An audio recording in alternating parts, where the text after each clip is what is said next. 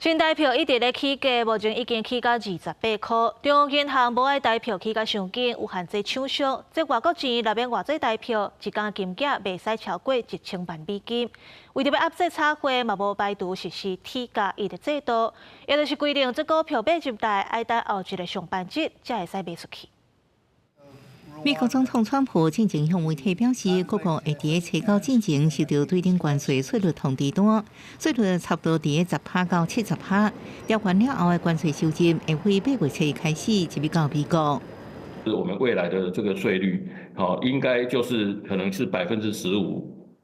左右，15%上下。我们主要的筹码不是开放市场，而是到美国去投资这件事情。台湾的半导体关税对台积电去美国扩大投资，是毋是被后边专家分析？美国希望台湾半导体厂商去当地投资，有其半导体关税未定上过价。另外，因为最近新台票一直欠悬，7月收盘出现18块，为保庇互台票波动伤过大，央行外汇局测试第一摆对外证实，有限制厂商一日抛汇量伫1000万美金之内。下礼拜要找4大投资保管银行廉价比，若是如果管理无好的外资业者，央行无排除推出提价一的规定，确保外资汇集是投入股市，伫未过了马上汇出，来加强审查外资的资金进出。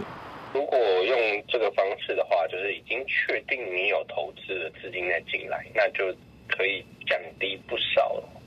浑水摸鱼的机会。那也让大家会知道说，那到底真的是股市或者是买盘有进来后，那才是真的资金才需要进来，可以避免掉不少后续的争议。专家认为，央行限制一日抛汇量，对台票波动幅度减少有帮助。后向拿美金继续涨，加上对顶关税税率，那台湾比一限定国家较低，市场可能转向乐观投资，对台票更加强势有帮助。记者综合报道。